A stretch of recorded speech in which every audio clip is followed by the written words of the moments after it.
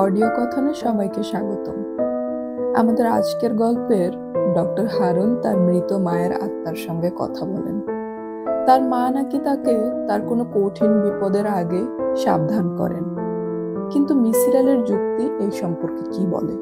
তিনি কি পারবেন এই রহস্যের সমাধান করতে? আমি শুরু করেছিলাম হুমায়ুন আহমেদের লেখা মিসির আলীর চশমা।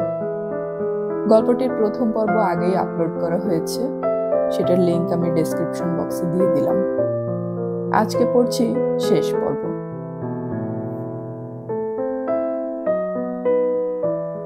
প্রিয় পাঠক, আপনারা মিসির আলীর চশমা বইটির প্রথম দুটি অধ্যায় পড়েছেন। প্রথম অধ্যায় দুটি হলো প্রস্তাবনা। এখন আমি মূল অংশে যাচ্ছি। এই অংশটি আমি উত্তম পুরুষে লিখেছি, কারণ আমি নিজেও গল্পে যুক্ত। এক একজন মানুষের গল্প বলার স্টাইল এক এক রকম। অতি সাধারণ কথা মিসির আলী যখন বলেন তখন মনে হয় দারুণ রহস্যময় কোনো কিছুর বর্ণনা দিচ্ছেন। উদাহরণ দেই। একদিন তার বাসায় গেছি। তিনি জানালার পাশে বসে গল্প করছেন। গল্পের এক পর্যায়ে বললেন, বুঝলেন ভাই? তখন জানালা দিয়ে তাকিয়ে দেখি এত বড় একটা চাঁদ। এত বড় চাঁদ কথাটা তিনি এমনভাবে বললেন যে শুনে আমার গা ছমছম করে উঠল। আমি চমকে জানালা দিয়ে আকাশের দিকে তাকালাম, অথচ চমকাবার কিছু নেই। পূর্ণিমার রাতে জানালা দিয়ে এত বড় চাঁদ দেখা যেতেই পারে। এই মিসির আলী আবার অতি ভয়ঙ্কর ব্যাপার এমন সাদামাটা ভাবে বলেন যেন এটা কিছুই না। এরকম রোজই ঘটছে। এক সিরিয়াল কিলার প্রসঙ্গে বলতে গিয়ে হাই তুলতে তুলতে বললেন, লোকটার অভ্যাস ছিল খেজুরের কাঁটা দিয়ে ভিকটিমের চোখ গেলে দেয়া। তার বলার ভঙ্গি বলতে বলতে হাই তোলা থেকে শ্রোতাদের ধারণা হবে খেজুরের কাঁটা দিয়ে চোখ তোলা নিত্য নৈমিত্তিক ব্যাপার, এমন কিছু না। আমি অনেকদিন থেকেই মিসির আলীকে বলছিলাম তার রহস্য সমাধানের প্রক্রিয়ার খুব কাছ থেকে আমি যুক্ত হতে চাই। আমি দেখতে চাই তিনি কাজটা কিভাবে করেন, লজিকের সিঁড়ি কিভাবে পাতেন। রহস্যের প্রতি আমার তেমন আগ্রহ নেই। আমার আগ্রহ রহস্য ভেদ প্রক্রিয়ার প্রতি। সুযোগ সে অর্থে আসেনি। আমি নিজে অত্যন্ত ব্যস্ত থাকি, মিসির আলী ঘর কোনো মানুষ। তিনি নিজেও তার মানসিক জগৎ নিয়ে ব্যস্ত। আমাদের দুজনের দেখা হয় না বললেই হয়। এই সময় আমি আমার পারিবারিক ট্র্যাজেডির নায়ক হয়ে বসলাম। সমাজের একজন দুষ্ট মানুষ হিসেবে আমার পরিচয় ঘটল এবং মিটিং করে নিজের বাড়ি থেকে বের করে দেওয়া হলো। পত্রপত্রিকাগুলোতে ছাপার মতো খবর অনেক দিন ছিল না। তারা মনের আনন্দে আমাকে নিয়ে নানান গল্প ফাঁদতে লাগলো। মিসির আলী সাহেবের যে গল্পটি এখন লিখছি, সেখানে আমার ব্যক্তিগত গল্পের স্থান নেই বলেই নিজের গল্প বাদ থাকলো। অন্য কোনো দিন সেই গল্প বলা হবে। যাই হোক, আমি বাড়ি থেকে বিতাড়িত হয়ে কিছুদিন বন্ধু বান্ধবের সঙ্গে থাকার চেষ্টা করলাম। বন্ধু বান্ধবরা তেমন আগ্রহ দেখালো না। মহাবিপদ কে সেধে পুষতে চায়? আমাকে দূরে রাখাই মঙ্গল। বাধ্য হয়ে উত্তরায় একটা ফ্ল্যাট ভাড়া করলাম। 3 তলায় একা থাকি। দিনের বেলা অফিসের একজন পিয়ন থাকে। হোটেল থেকে খাবার এনে দিয়ে সন্ধ্যায় নিজের বাসায় চলে যায়।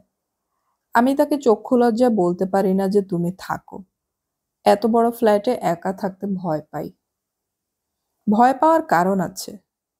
আমি মোটামুটি নিশ্চিত ফ্ল্যাটে আমি একা থাকি না। আমার সঙ্গে বিদেহী কোনো আত্মাও থাকেন।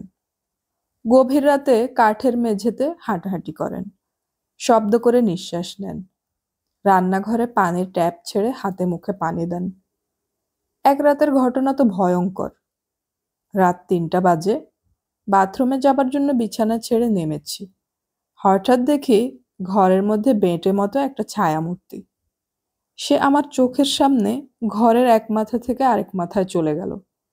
আমি বিকট চিৎকার দিতে গিয়েও দিলাম না। চিৎকার দিয়ে তো লাভ নেই। যে বিদেহী আত্মা আমার সঙ্গে বাস করেন, তিনি ছাড়া আমার চিৎকার কেউ শুনবে না। এরপর থেকে ওই বাড়িতে রাত কাটানো আমার জন্য বিরাট সমস্যা হয়ে দাঁড়ালো। সন্ধ্যার পর প্রতিটি ঘরের বাতি জ্বালিয়ে রাখি। কারেন্ট চলে যেতে পারে এই ভয়ে সব ঘরেই চার্জার। আমার বালিশের নিচে থাকে টর্চ লাইট। হাতের কাছে টেবিলে দিয়াশালাই এবং মোমবাতি। লোহা সঙ্গে রাখলে ভূত আসে না। আমার শোবার ঘরে এই কারণেই রড আয়রনের খাট কিনে সেট করা হলো। তারপরও ভয় কাটে না। রাতগুলো বলতে গেলে জেগেই কাটাই। আমার এই বিপর্যস্ত মানসিক অবস্থায় মিসির আলি হঠাৎ খুঁজে খুঁজে বাসায় উপস্থিত হলেন। তিনি এসেছেন পত্রপত্রিকা পড়ে। মিসির আলি আবেগপ্রবণ মানুষ কখনো ছিলেন না। তার আবেগ এবং উচ্ছ্বাস খুবই নিয়ন্ত্রিত। তারপরও তিনি যথেষ্ট আবেগ দেখালেন। আমাকে বললেন, আপনার মতো গৃহী মানুষকে ঘর ছাড়া দেখে খারাপ লাগছে। বলুন আপনার জন্য কি করতে পারি। বলেই তিনি আমার মাথায় হাত রাখলেন, যেন আমি অল্প বয়সের অভিমানী কোনো যুবক। আমাকে সান্ত্বনা দেয়া প্রয়োজন। আমি বললাম, আপাতত আপনি আমাকে ভূতের হাত থেকে বাঁচান। একটা ভূত আমাকে রাতে ঘুমোতে দিচ্ছে না। কাঠের ফ্লোরে সে রাতে হাঁটাহাঁটি করে। আমি নিজে ভূতটাকে দেখেছি। মিসির আলি বললেন, কাঠ দিনে গরমে প্রসারিত হয়, রাতের ঠান্ডায় সংকুচিত হয়, তখনই নানান শব্দ হয়। আমি বললাম, কাঠের এই ব্যাপারটা মানলাম, কিন্তু রান্নাঘরে ভূতটা পানির কল ছাড়ে, ছড়ছড় করে পানি পড়ার শব্দ আমি রোজ রাতেই 2-3 বার শুনি। মিসির আলি শান্ত গলায় বললেন, রাতে চারিদিকে থাকে নীরব। আপনার নিচের তলা বা উপরের তলায় লোকজন যখন কল ছাড়ে তখন সেই শব্দ ভেসে আসে, এর বেশি কিছু না।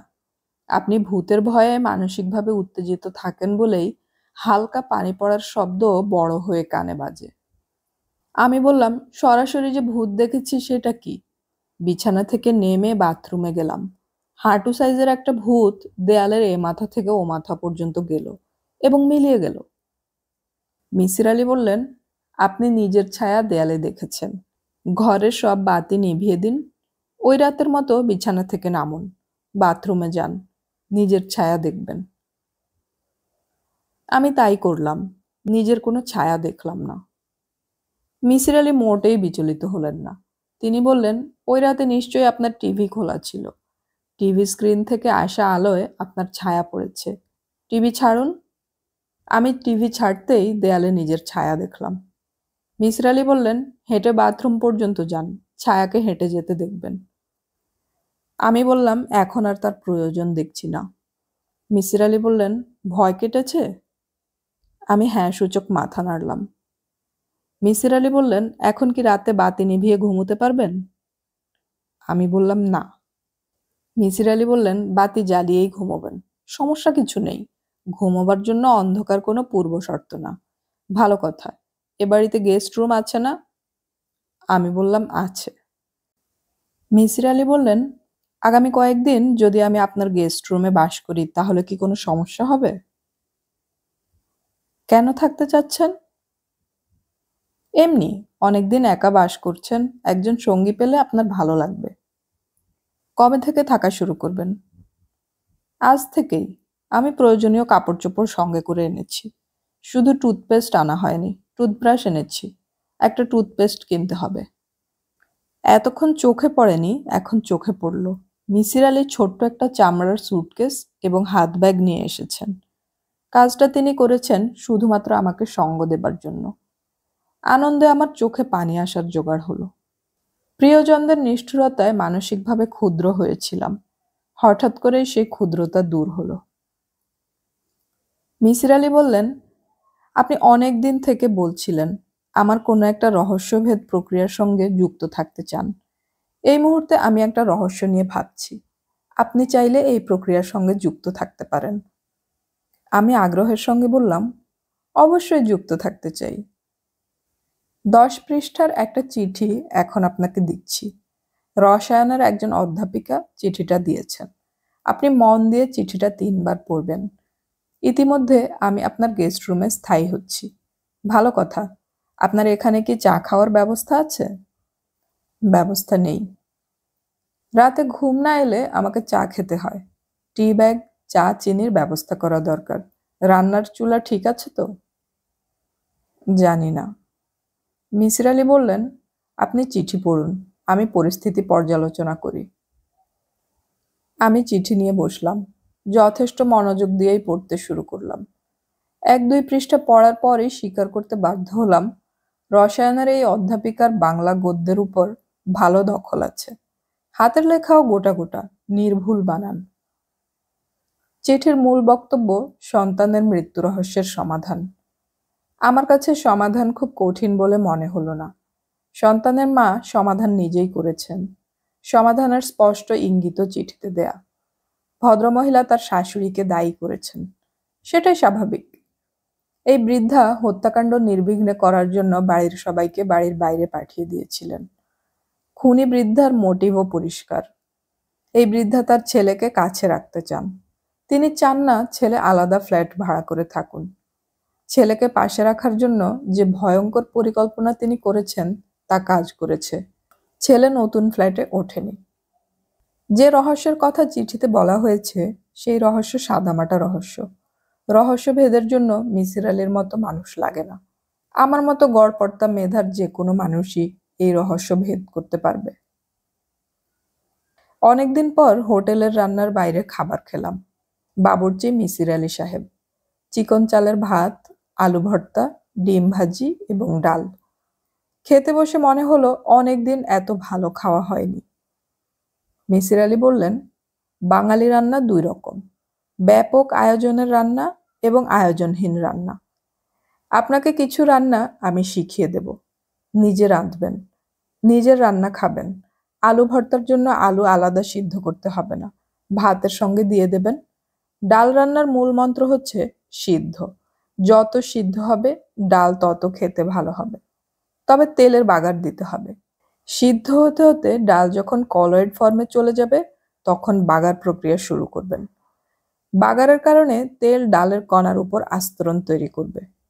বাগারের তেলে বাঙালি মেয়েরা পেঁয়াজ রসুন ভেজে নেয়। আমি তার প্রয়োজন দেখি না। পেঁয়াজ রসুন ছাড়া ডাল রাঁধে বিধবারা। সেই ডাল খেতে সুস্বাদু।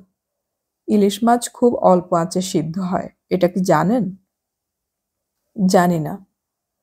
মশলা মেখে ইলিশ মাছের টুকরো রোদে রেখে দিলেও সিদ্ধ হয়ে যায়। আপনাকে রোদে রাখতে হবে না, গরম ভাতের উপর রেখে ঢাকনা দিয়ে রাখলেই হবে। মশলা কি? মশলা হচ্ছে লবণ, আর কিছু না। বাঙালি মেয়েরা ভাপা ইলিশে নানান মশলা দেয়। মশলা মাছের স্বাদ নষ্ট করে। কোনো রকম মশলা ছাড়া ভাপা ইলিশ একবার খেলেই আপনার আর মশলা খেতে ইচ্ছে করবে না। আমি ঘোষণা করলাম, আগামীকাল রাতের সব রান্না আমি করব। মেনু ইলিশ মাছ, ডাল, আলু ভর্তা। ভালো ঘিও কিনে আনবো। গরম ভাতের উপর 1 চামচ ঘি ছেড়ে দেয়া হবে। ভাতের গন্ধের সঙ্গে ঘিয়ের গন্ধ মিশে অমৃতসম কিছু তৈরি হবার কথা। ভেবেই আনন্দ পাচ্ছি এবং এক ধরনের উত্তেজনাও বোধ করছি। দুপুরে বাজার করতে হবে। একটা ফ্রিজও কেনা দরকার। মিসির আলি হঠাৎ বললেন, ব্যাচেলর জীবনে কিছু আনন্দ আছে, তাই না? আমি ধাক্কার মতো খেলাম। আমার মনে হলো রান্নাবান্নার এই বিষয়টি মিসির আলি ইচ্ছা করে আমার ভিতরে ঢুকিয়েছেন, যেন আমি ব্যস্ত থাকতে পারি। রাতের খাওয়া শেষে দুজন বারান্দায় চেয়ার পেতে বসেছি। দক্ষিণমুখী বারান্দা। ভালো হাওয়া দিচ্ছে। দুজনের হাতেই সিগারেট। মিসির আলি সিগারেটে লম্বা টান দিয়ে বললেন, আজকাল সিগারেটের প্যাকেটে লেখা থাকে ধূমপান মৃত্যু ঘটায়। পড়েছেন? আমি বললাম, পড়েছি। মিসির আলি বললেন, আমার নিজের ধারণা সিগারেটের প্যাকেটে এই সতর্কবাণী দেওয়ার পর থেকে সিগারেটের বিক্রি অনেক বেড়েছে। আমি অবাক হয়ে বললাম, কেন? মিসির আলি হাই তুলতে তুলতে বললেন, মানুষের মৃত্যু বিষয়ে প্রচণ্ড ভীতি। সে মৃত্যু কি জানতে আগ্রহী। এই আগ্রহের কারণে অবচেতনভাবে মানুষ মৃত্যুর কাছাকাছি যেতে চায়।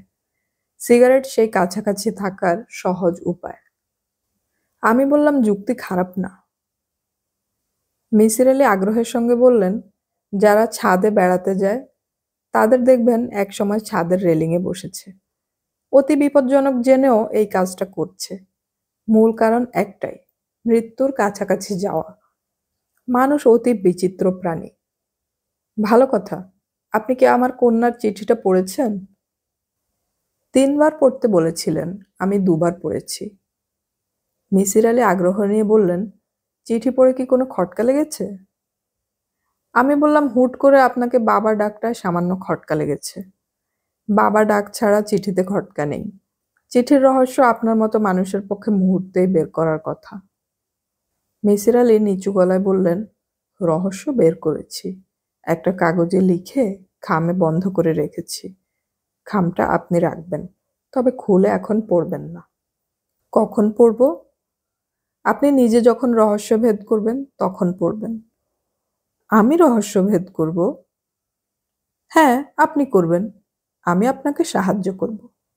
আপনি একা বাস করছেন, রহস্য নিয়ে কিছুদিন ব্যস্ত থাকবেন, মানব মনের গতি প্রকৃতি জানবেন। আপনি লেখক মানুষ, এতে আপনার লাভই হবে। আমি বললাম, সাগর নামের বাচ্চাটা তার দাদির হাতে খুন হয়েছে, এটা তো বোঝা যাচ্ছে। মিসির আলী বললেন, চট করে সিদ্ধান্তে যাবেন না। মানসিকভাবে সম্পূর্ণ অসুস্থ না হলে কেউ এই কাজ করতে পারে না। চিঠি পড়ে কি মনে হয় ছেলেটির দাদি মানসিকভাবে অসুস্থ? তা মনে হয় না। তাহলে কি ছেলেটির বাবা মানসিক রোগী? চিঠিতে সেরকম আছে, হারুন নামের ডাক্তার তার মাকে দেখে এইসব। মিসির আলী বললেন, এক কাজ করলে কেমন হয়? ডাক্তার ভদ্রলোকের সঙ্গে দেখা করুন, তাকে চোখ দেখাতে যান। আপনি লেখক মানুষ, উনি আপনাকে চিনতে পারবেন। আমার ধারণা উনি মন খুলে আপনার সঙ্গে কথা বলবেন। রাত অনেক হয়েছে, চলুন ঘুমোতে যাওয়া যাক। খামটা দিন। মিসির আলী পাঞ্জাবির পকেট থেকে খাম বের করে দিলেন। তিনি খাম পকেটে নিয়েই গল্প করতে এসেছিলেন। আমি বললাম, ধাঁধাটির উত্তর কি? কোন ধাঁধা? ওই যে স্থলের প্রাণী জলে বাস করে, আবার জলের প্রাণী জীবন কাটায় স্থলে। মিসির আলী বললেন, দুটো একই প্রাণী, কল্পনার প্রাণী। জলের কোনো প্রাণী স্থলে বাস করে না, আবার স্থলের কোনো প্রাণীও জলে বাস করে না। যান, ঘুমোতে যান। ফালতু ধাঁধা নিয়ে সময় নষ্ট করার কোনো মানে হয় না। ডাক্তার হারুনের কাছে মিসির আলী আমাকে নিয়ে গেলেন। এমনিতেই তার চোখ দেখাবার কথা, সঙ্গে আমিও যাব। চোখ দেখাতে গিয়ে ডাক্তার সাহেবের আচার আচরণ লক্ষ্য করব। তেমন সুযোগ হলে কিছু প্রশ্নও করব। তবে প্রশ্নের প্রয়োজন নেই। মানসিকভাবে বিপর্যস্ত একজন মানুষকে দেখলেই চেনা যাবে। তার চোখে থাকবে ভরসা হারানো দৃষ্টি। যেমন ভেবেছি তেমনই দেখলাম। অস্থির ছটফটে একজন মানুষ, সারাক্ষণ ভুরু কুঁচকে আছেন, কথা বলছেন উঁচু গলায়। তার টেবিলে একটা চায়ের কাপ। তিনি কাপ হাতে নিয়ে তীব্র গলায় বললেন, এই ফজলু, চায়ের কাপ সরাওনি কেন গাধা? বলেই দেরি করলেন না, চায়ের কাপ ওয়েস্ট পেপার বাস্কেটে ফেলে দিলেন। অস্বাভাবিক কর্মকাণ্ড। তার টেবিলে বরফ মেশানো হলুদ রঙের পানীয়। রং দেখে মনে হচ্ছে হুইস্কি। যদি হুইস্কি হয় তাহলে ব্যাপারটা অবশ্যই অস্বাভাবিক। কোনো ডাক্তারই হুইস্কি খেতে খেতে রোগী দেখতে পারেন না। আমি গ্লাসের দিকে ইঙ্গিত করে বললাম, কি খাচ্ছেন? ডাক্তার হারুন আমাকে স্তম্ভিত করে দিয়ে বললেন, হুইস্কি খাচ্ছি, আপনি খাবেন? আমি না সূচক মাথা নাড়লাম। খেয়ে দেখতে পারেন, খারাপ লাগবে না, দিনের শেষে ক্লান্তি নিবারক। আমি বললাম, আপনি ক্লান্তি নিবারণ করুন, আমার তেমন ক্লান্তি বোধ হচ্ছে না। ডাক্তার গ্লাসে চুমুক দিয়ে আমার চোখ দেখতে বসলেন। যত্ন করেই চোখ দেখলেন। বিল দিতে গেলাম, তিনি বললেন, মিসির আলী সাহেব আমার বন্ধু মানুষ, আপনাকে বিল দিতে হবে না। আমি বললাম, আপনি কি বন্ধুর বন্ধুদের কাছ থেকে বিল নেন না? না। তাহলে তো এক সময় দেখা যাবে কারো কাছ থেকেই আপনি বিল নিতে পারছেন না, সবাই ফ্রি। আমি এমন কোনো হাসির কথা বলিনি, কিন্তু ভদ্রলোক মনে হলো খুব মজা পেলেন। এক চুমুকে গ্লাস শেষ করে অনেকক্ষণ হাসলেন। অ্যালকোহলের এফেক্টও হতে পারে। তিনি ফ্লাস্ক থেকে ওই বস্তু আরো খানিকটা ঢালতে ঢালতে বললেন, আমি টিটাটোলার মদ সিগারেট কিছুই খাই না। গ্লাসে যে বস্তু দেখছেন তা হলো তেঁতুলের পানি।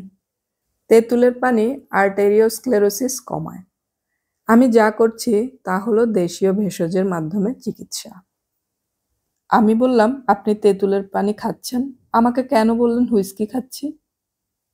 হারুন সাহেব বললেন, আপনি ভুরু কুঁচকে গ্লাসটার দিকে তাকাচ্ছিলেন, এই জন্যই বলেছি। আপনার আগেও কয়েকজন রোগী আপনার মতোই ভুরু কুঁচকে গ্লাসের দিকে তাকিয়ে বলেছে, কি খাচ্ছেন? আমি তাদেরকেও বলেছি হুইস্কি খাচ্ছি। তাদের ভুল ভাঙাননি? না, শুধু আপনারটাই ভাঙিয়েছি। আমার ভুল ভাঙালেন কেন? ডাক্তার হাসতে হাসতে বললেন, আপনি বন্ধু মানুষ, বেহেশতে আমরা কিন্তু আত্মীয় স্বজন পুত্র কন্যা পাবো না। বন্ধু পাবো। আমাদেরকে দেয়া হবে ৭০ জন হুর। এরা সবাই বন্ধু, পবিত্র সঙ্গী, কেউ আত্মীয় না। আপনি কি বেহেশত দোজখ এইসব বিশ্বাস করেন? অবশ্যই করি। নামাজ পড়েন? সময় মতো পড়া হয় না, তবে রাতে ঘুমোবার আগে কাজা পড়ি। বেহেশতে যাবার জন্য পড়েন? ডাক্তার বেশ কিছু সময় চুপ করে থেকে বললেন, বেহেশত দেখার প্রতি আমার আগ্রহ আছে। সেখানে যেসব পবিত্র সঙ্গিনী আছে তাদের একজনকে আমি দেখেছি। স্বপ্নে দেখেছেন? স্বপ্নে না, ঘোরের মধ্যে দেখেছি। কি রকম দেখতে জানতে পারি? জানতে পারেন। জানতে চান? জি, চাই।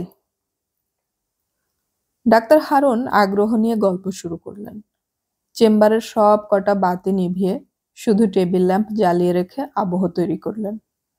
ফজলু মিয়া নামের এক অ্যাসিস্ট্যান্টকে ডেকে বললেন, আর রোগী দেখব না, সবাইকে অন্য কোনো ডাক্তারের কাছে যেতে বলো। আমি ডগ টায়ার্ড। তাকে তেমন টায়ার্ড দেখাচ্ছে না, যথেষ্টই এনার্জেটিক লাগছে। মনে হচ্ছে হুরের বর্ণনা করতে পেরে তিনি আনন্দিত। এই চেম্বারেই দেখেছি, বছর দেড়েক আগের কথা। শায়লার সঙ্গে রাগ করে সিদ্ধান্ত নিয়েছি বাড়ি যাব না, রাতটা চেম্বারেই কাটাবো। তখন আমার চেম্বারে একটা ইজি চেয়ার ছিল, কম্বল ছিল। রাতে যখন বাড়ি ফিরতাম না তখন কম্বল মুড়ি দিয়ে ইজি চেয়ারে শুয়ে ঘুমাতাম। সেই রাতেও তাই করেছি, শুয়ে পড়েছি, হাতের কাছে এই টেবিল ল্যাম্পের সুইচ। বাতি নেভাতে যাব তখন তাকে দেখলাম। চোখ দেখার যন্ত্রটা দেখছেন না, সেখানে দাঁড়িয়ে। তার গা থেকে নীলাভ আলোর আভা আসছে। ফ্লোরেন্স আলোর মতো আলো, তবে তীব্রতা অনেক কম। মিসির আলি বললেন, হুরটার গায়ে কাপড় ছিল? ডাক্তার হারুন বিরক্ত গলায় বললেন, অবশ্যই ছিল। আপনি কি ভেবেছেন সে ন্যাংটা হয়ে আমার অফিসে আসবে? তার পরনে ছিল হালকা সবুজ রঙের শাড়ি, গা ভর্তি গয়না, পাথরের গয়না। গয়নার রঙও সবুজ। আমি চোখের ডাক্তার, প্রথমেই তাকালাম মেয়েটার চোখের দিকে। মেয়েটার চোখের সাদা অংশটা ঠিক সাদা না, একটু যেন লালচে। অনেকক্ষণ কাঁদলে মেয়েদের চোখ যেমন লালচে হয়, সেরকম। আমি বললাম, কথা হয়েছে তার সঙ্গে? হ্যাঁ, হয়েছে, কিন্তু এই বিষয়ে আমি আর কিছু বলবো না। এই বিষয়ে কথা বললে মা রাগ করেন। এখন আপনারা বিদায় হন। আমরা চলে যাবার জন্য উঠে দাঁড়িয়েছি, হঠাৎ ডাক্তার মিসির আলির দিকে তাকিয়ে বললেন, আমার মা আমাকে জানিয়েছেন আপনি এখন নিজের বাসায় থাকেন না, অন্য এক জায়গায় থাকেন। আপনি যে ঘরে থাকেন সেখানে দেয়াল ঘড়ি আছে, ঘড়িটা বন্ধ। ঘড়িতে সব সময় ৩টা বেজে থাকে। আমার মা কি ঠিক বলেছেন? মিসির আলি অত্যন্ত চিন্তিত গলায় বললেন, হ্যাঁ। এখন কি বিশ্বাস করছেন আমার মার সঙ্গে আমার কথা হয়, দেখা হয়? মিসির আলি বললেন, না। কখন বিশ্বাস হবে? যখন তাকে নিজে দেখব। ডাক্তারের ঠোঁটের কোণায় হালকা হাসির আভাস দেখা গেল, যেন তিনি মজার কোনো কথা বলবেন বলে ভাবছেন, সিদ্ধান্ত নিতে পারছেন না। মিসির আলি বললেন, আজ উঠি? ডাক্তার বললেন, আরো কিছুক্ষণ বসুন, গাড়ি দিয়ে নামিয়ে দেব। একটা প্রশ্নের জবাব দিন। আপনি কি ইলেকট্রন, প্রোটন, নিউট্রন বিশ্বাস করেন? মিসির আলি বললেন, করি। ডাক্তার বললেন, এদের তো আপনি চোখে দেখেননি, তাহলে কেন বিশ্বাস করেন? মিসির আলি বললেন, আমি চোখে না দেখলেও নানান যন্ত্রপাতি এদের অস্তিত্ব বের করেছে। এই যন্ত্রের নাম সাইক্লোট্রন। পৃথিবীর কোনো যন্ত্রপাতি মৃত মানুষের অস্তিত্ব বের করতে পারে না। ডাক্তার বললেন, সেরকম যন্ত্রপাতি তৈরি হয়নি বলেই পারে না। আমার পড়াশোনা যদি পদার্থবিদ্যায় হতো, আমি নিজেই এরকম একটা যন্ত্র বানানোর চেষ্টা করতাম। যন্ত্রটার নাম দিতাম সোল সার্চার, যে যন্ত্র আত্মা অনুসন্ধান করে বেড়াবে। মনে করা যাক এই ঘরে একটা আত্মা আছে। যন্ত্রের কাজ হবে ঘরের প্রতিটি স্কয়ার ইঞ্চির রেডিও অ্যাক্টিভিটি মাপবে, তাপ মাপবে, ইলেকট্রিক্যাল চার্জ মাপবে, ম্যাগনেটিক বলরেখার ম্যাপ তৈরি করবে। সমস্ত ডাটা কম্পিউটার সফটওয়্যারের মাধ্যমে বিশ্লেষণ করা হবে। সফটওয়্যারের কাজ হবে অ্যানোমালি ডিটেক্ট করা। ডাক্তার সাহেব প্রবল উৎসাহে বক্তৃতা দিয়ে যাচ্ছেন, যেন তিনি ক্লাস নিচ্ছেন। আমরা দুই মনোযোগী শ্রোতা। তার ঘরে বোর্ড না থাকায় সামান্য সমস্যা হচ্ছে। যন্ত্রের খুঁটিনাটি বোর্ডে এঁকে দেখাতে পারছেন না, কাগজে কলমে এঁকে দেখাতে হচ্ছে। আমরা রাত 11:30টায় ছাড়া পেলাম। ডাক্তার সাহেব নিজেই পৌঁছে দিলেন, তবে গাড়িতেও তিনি বকবক করতেই থাকলেন, এক মুহূর্তের জন্য থামলেন না। প্রথম যেটা করতে হবে তা হলো ম্যাগনেটিক টানেল কিংবা ম্যাগনেটিক কোণ তৈরি করা। আত্মাকে যদি কোনো ক্রমে ভুলিয়ে ভালিয়ে টানেলে ঢুকিয়ে ফেলা যায়, তাহলেই কর্ম কাবার। আমি বোকা বোকা মুখ করে বললাম, কর্ম কাবার মানে কি? আত্মা মারা যাবে? মানুষ মরে আত্মা হয়, আত্মা মরে কি হবে? ভেবেছিলাম আমার রসিকতায় তিনি রাগ করবেন। ভাগ্য ভালো রাগ করলেন না। তিনি বোঝাতে চেষ্টা করলেন আত্মা কি। আত্মা হলো পিওর ফর্ম অফ এনার্জি। আমরা যেসব এনার্জির সঙ্গে পরিচিত তার বাইরের এনার্জি। আমাদের এনার্জির ট্রান্সফরমেশন হয়, এক ফর্ম থেকে অন্য ফর্মে যেতে পারে। আত্মা নামক এনার্জির কোনো ট্রান্সফরমেশন নেই। বুঝতে পারছেন তো? আমি কিছুই বুঝতে পারছি না, তারপরও প্রবল বেগে হ্যাঁ সূচক মাথা নাড়লাম। রাতে মিসির আলি সাহেবকে নিয়ে খেতে বসেছি। আয়োজন সামান্য। দুপুরের ডাল গরম করা হয়েছে, ডিম ভাজা হয়েছে। প্রচণ্ড গরমে ডাল টক হয়ে গেছে। মিসির আলি সাহেব ব্যাপারটা ধরতে পারছেন না, টক ডাল খেয়েই যাচ্ছেন। তাকে দেখে মনে হচ্ছে তিনি আছেন গভীর চিন্তায়। আমি বললাম, মিসির আলি সাহেব, আপনি কি আত্মা বিশ্বাস করেন? তিনি আমাকে চমকে দিয়ে বললেন, হ্যাঁ। খুব যে ভেবেচিন্তে তিনি হ্যাঁ বললেন তা কিন্তু মনে হলো না। বলতে হয় বলে বলা। আত্মা বিষয়ক দ্বিতীয় প্রশ্ন করতে যাচ্ছি, তার আগেই মিসির আলি সাহেব বললেন, ডাক্তার সাহেব গাড়ি করে আপনার বাসায় আমাদের পৌঁছে দিলেন। ব্যাপারটা আপনার কেমন লেগেছে? আমি বললাম, ভালো লেগেছে। ভদ্রলোক নিতান্তই ভালো মানুষ। ভালো মানুষেরা পাগলাটে হয়, উনিও পাগলাটে। মিসির আলি বললেন, উনার গাড়ির ড্রাইভার কিন্তু আপনার বাড়ির ঠিকানা জানতে চায়নি। সে ঠিকানা জানতো, আগে এসেছে, ঠিক বাড়ির সামনে এসে দাঁড়িয়েছে। আমি বললাম, তাই তো? মিসির আলি বললেন, ডাক্তার সাহেব আপনাকে চেনেন না, আজই প্রথম চিনলেন। উনি আপনার বাড়ি চেনেন, কারণ উনি আমাকে অনুসরণ করছেন, আমার পেছনে লোক লাগিয়ে রেখেছেন। আপনার পেছনে লোক লাগিয়ে রাখবে কেন? সেটাই তো বুঝতে পারছি না। আমি বললাম, ঘড়ির ব্যাপারটা কিন্তু অত্যন্ত গুরুত্বপূর্ণ। উনি যে বলে দিলেন আপনার ঘরের ঘড়িটা বন্ধ, 3টা বেজে আছে।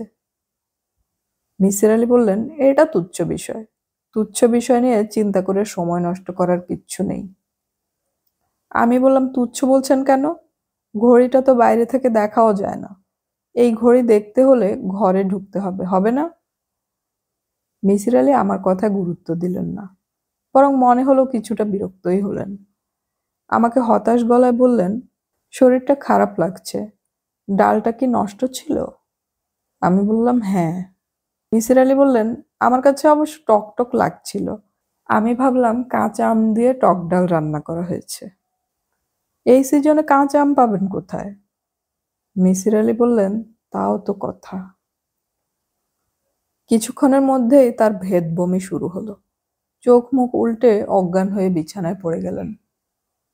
সামান্য টক ডাল এই অবস্থায় তৈরি করতে পারে তা আমার ধারণাতেও ছিল না। বাংলাদেশের চিকিৎসা সেবার মনে হয় কিছুটা উন্নতি হয়েছে। টেলিফোন করা মাত্র অ্যাম্বুলেন্স চলে এলো। তাকে ক্লিনিকে ভর্তি করালাম। তার জ্ঞান ফিরল ভোর রাতে। জ্ঞান ফেরার পর প্রথম যে বাক্যটি বললেন তা হলো, যে কোনো রহস্যের অনেক ডালপালা থাকে।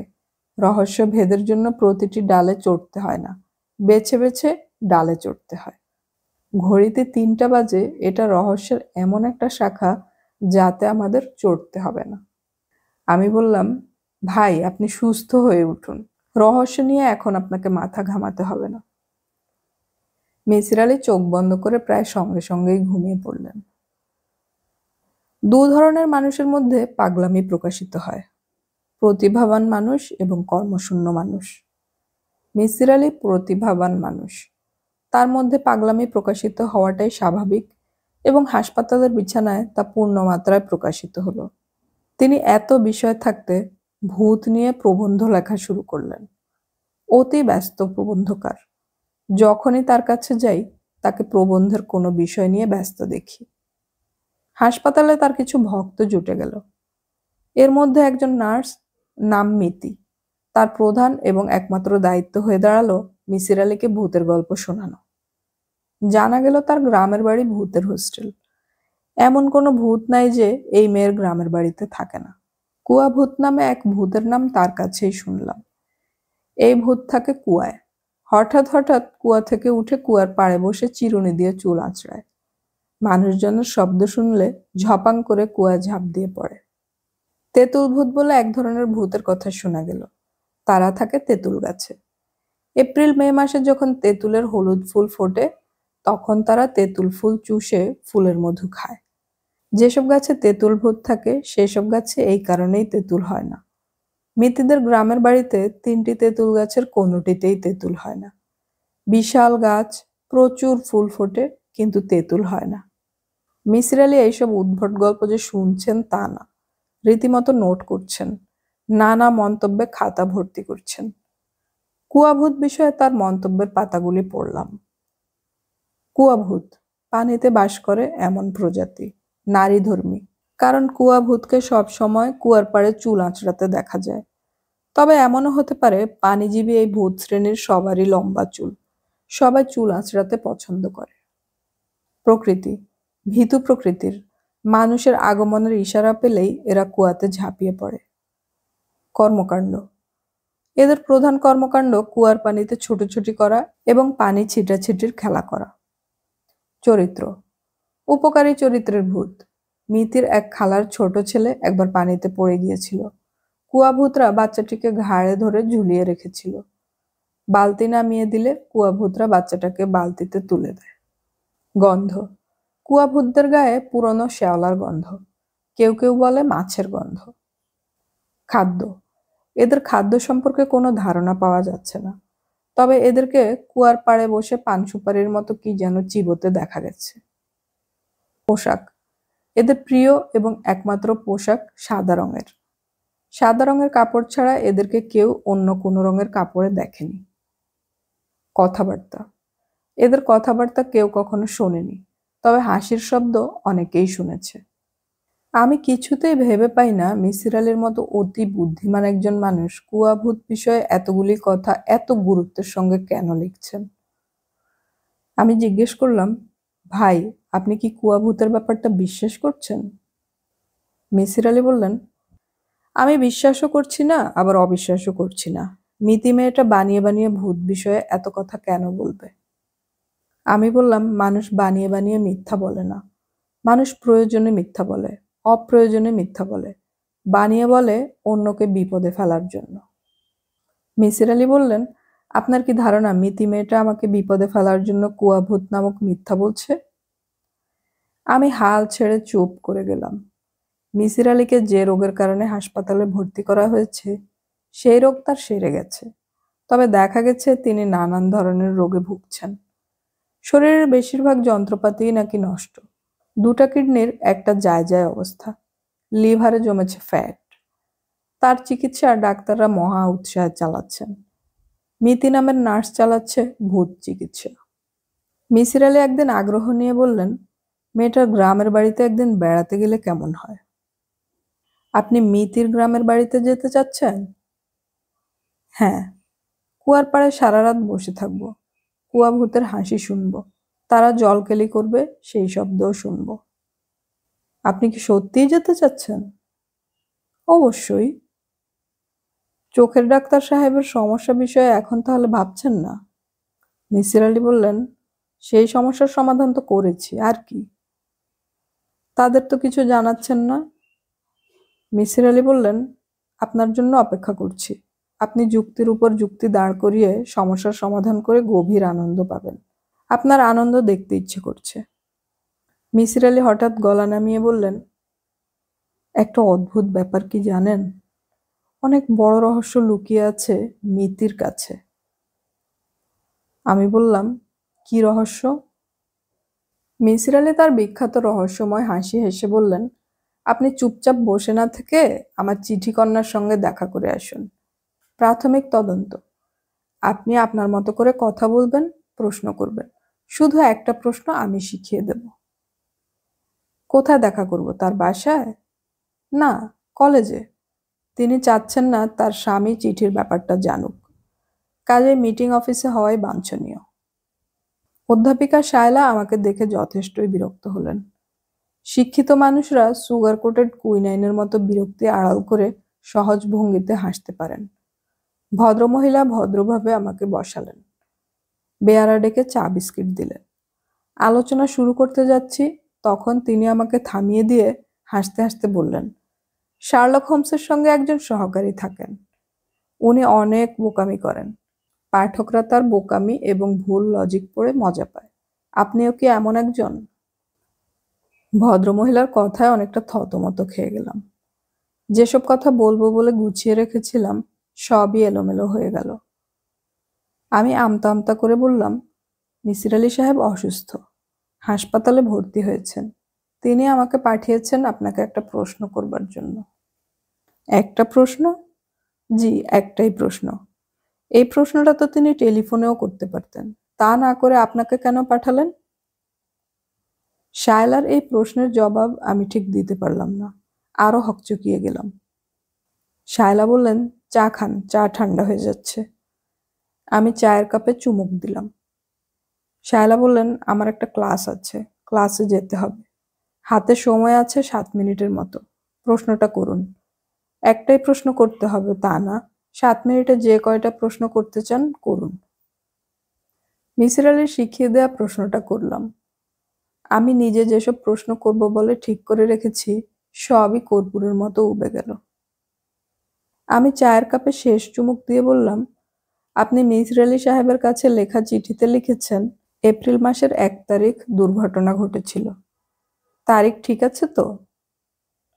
অবশ্যই ঠিক আছে। এপ্রিল ফুলস ডে, ভুল হবার কথা না।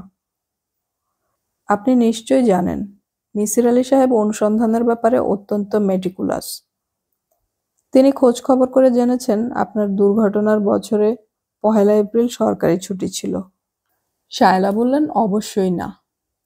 আমি বললাম, ওই বছরের একটা ক্যালেন্ডার নিয়ে এসেছি, আপনাকে কি দেখাবো?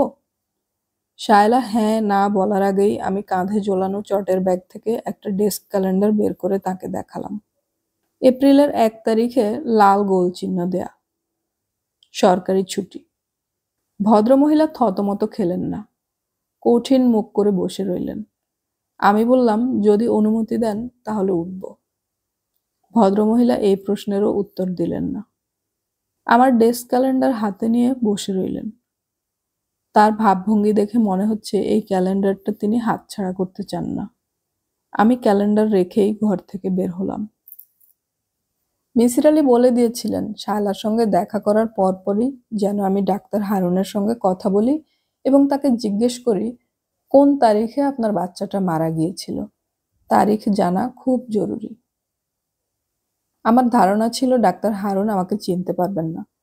তিনি শুধু যে চিনলেন তা না, আমাকে মহা সমাদর করে বসালেন, যেন দীর্ঘদিন পর তিনি তার প্রিয় মানুষটার দেখা পেয়েছেন। সব কাজকর্ম ফেলে এখন তিনি জমিয়ে আড্ডা দেবেন।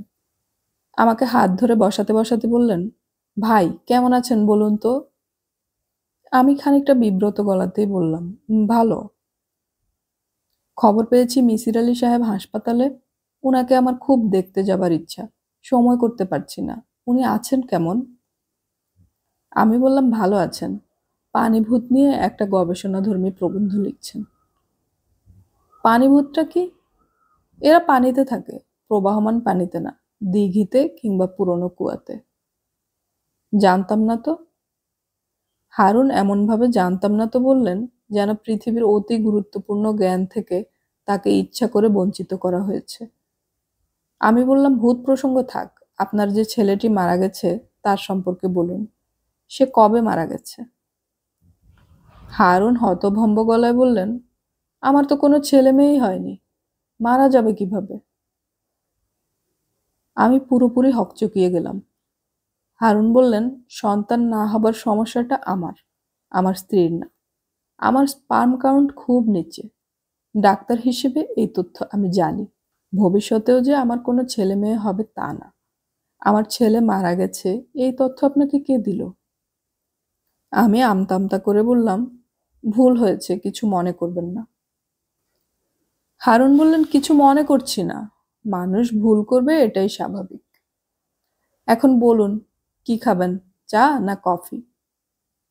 এক কাজ করুন, দুটাই খান, প্রথমে চা তারপরে কফি। চা কফি খেতে খেতে পানি ভূত বিষয়ে কি জানেন বলুন তো? আমি বললাম, আমি কিছুই জানি না, জানতে চাচ্ছিও না। এইসব অতি প্রাকৃত বিষয়ে আমার কোনো আগ্রহ নেই। হারুন মহা উৎসাহে বললেন, আগ্রহ কেন থাকবে না? আপনার কি ধারণা ভূত প্রেত নেই? রবীন্দ্রনাথ ভূত বিশ্বাস করতেন, এটা জানেন? প্ল্যানচেট করে আত্মা আনতে পছন্দ করতেন। তিনি তার জীবন স্মৃতিতে পরিষ্কার লিখেছেন। আপনি জীবন স্মৃতি পড়েননি? আমার কাছে আছে, আপনি ধার নিতে পারেন। তবে বই ধার নিলে কেউ ফেরত দেন না, এটাই সমস্যা। পুলিশ তদন্ত করে ফাইনাল রিপোর্ট দেয়। আমিও শায়লার সন্তান বিষয়ে একটা ফাইনাল রিপোর্ট তৈরি করলাম। মিসির আলি সাহেবকে রিপোর্ট দেখিয়ে চমকে দেব, এটাই আমার বাসনা। আমার ধারণা রিপোর্টটা ভালো লিখেছি। ডাক্তার হারুনের সন্তানের মৃত্যু বিষয়ক জটিলতা। ক, ডাক্তার হারুনের কোনো সন্তান নেই। সন্তানের মৃত্যুর প্রশ্নও সেই কারণে নেই। ডাক্তার হারুনের প্রকৃতি ভালো মানুষের প্রকৃতি। ভালো মানুষেরা নিজের বিশ্বাসের প্রতি শ্রদ্ধাশীল হয়। এই ভদ্রলোকও সেরকম। ভূত, প্রেত, আত্মা এইসব বিষয়ে তার বিশ্বাস আছে। বিশ্বাস রক্ষার ব্যাপারে তিনি যত্নশীল। এটা দোষের কিছু না। এ ধরনের মানুষেরা অপ্রয়োজনীয় মিথ্যা বলেন না। কাজেই তার কোনো সন্তান নেই এমন মিথ্যা তিনি বলবেন না। তারপরও হারুন সাহেবের কথার সত্যতা সম্পর্কে পুরোপুরি নিঃসন্দেহ হবার জন্য আমি দুজনের সঙ্গে কথা বলেছি। একজন হারুন সাহেবের গাড়ির ড্রাইভার এবং অন্যজন হারুন সাহেবের বাড়ির কেয়ারটেকার নাজমুল। নাজমুলের অনেক বয়স। হারুনের জন্মের আগে থেকেই তাদের বাড়ির কেয়ারটেকার। স্ট্রোকের কারণে ডান হাত এবং পা নাড়াতে পারেন না। মুখের কথাও অস্পষ্ট এবং জড়ানো। তবে তার সেন্স পুরোপুরি কাজ করছে। আমার প্রশ্নের জবাবে বললেন, আমার নিজের কোনো ছেলে মেয়ে নেই। আমি বিবাহ করি নাই। আমি মনে করি আমার ছেলে হারুন। আমি তাকে কোলে পিঠে বড় করেছি। ঘাড়ে করে স্কুলে নিয়ে গেছি। স্কুল থেকে এনেছি। তার কোনো সন্তানাদি হয় নাই, এই দুঃখ হারুনের চেয়ে আমার অনেক বেশি। আর অল্প কিছুদিন বেঁচে থাকবো। হারুনের বাচ্চার মুখে দাদু ডাক শুনবো না, এই কষ্টের কোনো সীমা নেই। ডাক্তার হারুনের ড্রাইভারের সাথে আমার যে কথা হয়েছে তা এরকম। তোমার নাম? স্যার, আমার নাম ফজলু, ফজলু মিয়া। তুমি ডাক্তার সাহেবের গাড়ি কতদিন ধরে চালাচ্ছ? হিসাব নাই, কাজ শিখার পরে প্রথম স্যারের এখানেই কাজ নেই। খুব কম হইলেও 10 বছর ধইরা স্যারের সাথে আছি। তোমার ডিউটি কেমন? আমার ডিউটি নাই বললেই চলে। স্যারের সন্তানাদি নাই, স্কুল ডিউটিও নাই। ম্যাডামের ডিউটি করো না? ম্যাডামের আলাদা গাড়ি, আলাদা ড্রাইভার। সন্তান বিষয়ক মিথ্যা কথাটা শায়লা বানিয়ে বলেছেন। এমন একটা ভয়ঙ্কর কথা উনি কেন বানালেন সেটা খুব পরিষ্কার না। আমার ধারণা তিনি মিসির আলি সাহেবের সঙ্গে একটা বুদ্ধির খেলা খেলছেন। মিসির আলি একজনকে শিশুর হত্যাকারী হিসেবে চিহ্নিত করার পর তিনি বলবেন, কোনো শিশুর অস্তিত্বই নাই। সম্মানিত মানুষকে ছোট করে অনেকে আনন্দ পায়। শায়লা সেরকম একজন বলে আমার ধারণা। মিসির আলি আগ্রহ নিয়ে রিপোর্ট পড়লেন এবং হাসি মুখে বললেন, রিপোর্ট ঠিক আছে, তবে। আমি বললাম, রিপোর্ট ঠিক থাকলে তবে আসবে কেন? মিসির আলি বললেন, তবে আসছে কারণ হারুন সাহেবের কোনো ছেলে 1 এপ্রিলে মারা যায়নি বলে যে সিদ্ধান্ত নিয়েছেন তা যুক্তি নির্ভর না। আপনি হারুন সাহেবের কথা, তার কেয়ারটেকার এবং ড্রাইভারের কথা সত্যি বলে ধরে নিয়েছেন। তারা কেন মিথ্যা বলবে? হারুন সাহেবের স্ত্রী বা কেন মিথ্যা বলবে? আমি বললাম, হারুন সাহেবের স্ত্রীর মিথ্যা বলার কারণ কিন্তু আমি ব্যাখ্যা করেছি। তিনি আপনার সঙ্গে একটা খেলা খেলছেন। মিসির আলি বললেন, এই খেলা তো হারুন সাহেবও খেলতে পারেন, পারেন না? আমি বললাম, তার বাড়ির বাকি দুজন তো কোনো খেলা খেলবে না। তাদের স্বার্থ কি? অন্নদাতা মুনিবকে রক্ষা করার স্বার্থ হতে পারে। বাড়ির বিশ্বাসী পুরনো লোকজন মুনিবের প্রতি লয়াল থাকে। আমি বললাম, আপনি কি তাহলে ধারণা করছেন যে ১লা এপ্রিল সত্যি সত্যি বাচ্চাটা খুন হয়েছে? মিসির আলী বললেন, সেরকম ধারণাও করছি না। তবে আমি মনে করি ওই তারিখে ডাক্তার হারুনের কোনো বাচ্চা মারা গিয়েছিল কিনা সে বিষয়ে নিশ্চিত হওয়াটা খুব জরুরি। আমি বললাম, কিভাবে নিশ্চিত হব? বাংলাদেশে তো জন্ম মৃত্যুর কোনো রেকর্ড থাকে না। মিসির আলী বললেন, জন্ম রেকর্ড থাকে না, মৃত্যু রেকর্ড কিন্তু থাকে, গোরস্থানে থাকে। গোরস্থানের অফিসে কার কবর হলো তা লেখা থাকবে। আমাকে এখন গোরস্থানে গোরস্থানে ঘুরতে হবে? মিসির আলী হাসতে হাসতে বললেন, অবশ্যই। আপনি একটা রহস্যের মীমাংসা করবেন, বিনা পরিশ্রমে তা কি হয়? আমি বললাম, আপনি তো বিনা পরিশ্রমেই রহস্যের মীমাংসা করে ফেলেছেন, অনেক আগেই খামে লিখে আমাকে দিয়েছেন। মিসির আলী বললেন, বিনা পরিশ্রমে করিনি, অনেক পরিশ্রম করেই সিদ্ধান্তে এসেছি। কঠিন এক অঙ্ক ধাপে ধাপে করে সিদ্ধান্তে এসেছি। আপনার পক্ষে গোরস্থানে গোরস্থানে ঘোরা সম্ভব হবে না, আমি বুঝতে পারছি। এক কাজ করুন, কিছু টাকা পয়সা দিয়ে কাউকে লাগিয়ে দিন, সে আপনার হয়ে কাজটা করবে। ৫০০ টাকা খরচ করলেই হবে। আমাকে ১,০০০ টাকা খরচ করতে হলো। গোরস্থান থেকে গোরস্থানে যাবার ভাড়া ৫০০ টাকা, কাজটার জন্য ৫০০ টাকা। জানতে পারলাম ঢাকা শহরে ওই তারিখে ১১ জন শিশু মারা গেছে। এর মধ্যে ৫ জন মেয়ে। ৬ জন ছেলের মধ্যে ৪ জনের বয়স ৪ বছরের বেশি। এরা বাদ। বাকি দুজনের একজন জন্মের পরপরই মারা গেছে, সেও বাদ। একজন শুধু মারা গেছে ১ বছর বয়সে। তার নাম মিজান। তার বাবা আলহাজ আব্দুল লতিফ, থাকেন পুরনো ঢাকায়। আমি আমার রিপোর্টে লিখলাম, নিশ্চিতভাবে বলতে পারছি না ১লা এপ্রিলে হারুন সাহেবের কোনো সন্তান মারা যায়নি। রিপোর্টটা লিখে শান্তি পেলাম না। মনের মধ্যে খচখচ করতে লাগলো। আমার ধারণা এর মধ্যেও মিসির আলী কিছু ভুল বের করে ফেলবেন। আবার আমাকে নতুন করে ছুটাছুটি শুরু করতে হবে। হয়তো মিসির আলী বলবেন আলহাজ আব্দুল লতিফ সাহেবের ইন্টারভিউ নিতে। নানানভাবে চিন্তা করলাম, গুরুত্বপূর্ণ কিছু কি বাদ দিয়েছি? মানুষের স্বভাব হচ্ছে চোখের সামনে যে জিনিস থাকে তাই চোখে পড়ে না। আমার বেলায় তেমন কিছু কি ঘটছে?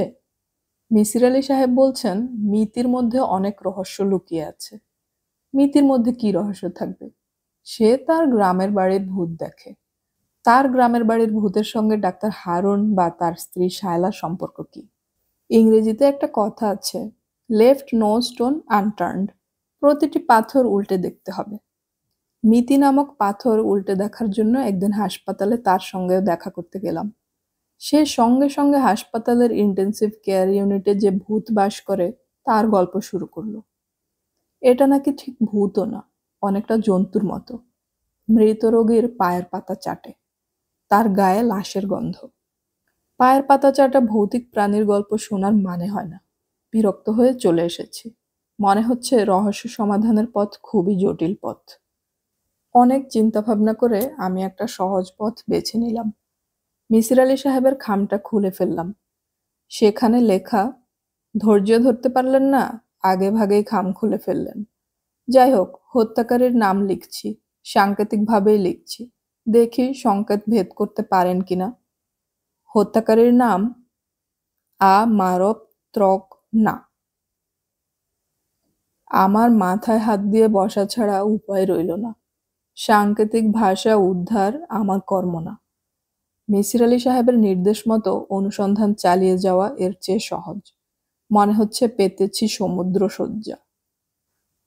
মিসির আলী হাসপাতাল থেকে ফিরেছেন এবং গভীর আগ্রহে রাত জেগে ভূত বিষয়ক প্রবন্ধ লিখে যাচ্ছেন। পানিভূত বিষয়ে আগেই লেখা হয়েছে, এখন লিখছেন বৃক্ষবাসী ভূত।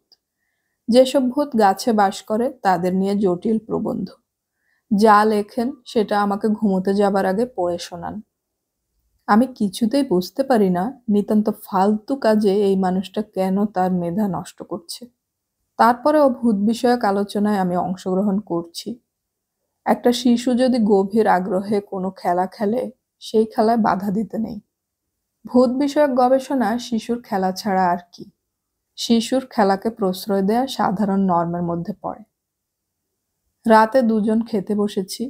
মিসির আলী বললেন, বলুন তো দেখি কোন কোন গাছে ভূত থাকে। আমি বললাম, জানি না, এখন পর্যন্ত কোনো গাছে ভূত থাকতে দেখিনি। মিসির আলী বললেন, 4 ধরনের গাছে ভূত থাকে: বেল গাছ, তেঁতুল গাছ, শেওড়া গাছ এবং বাঁশ গাছ।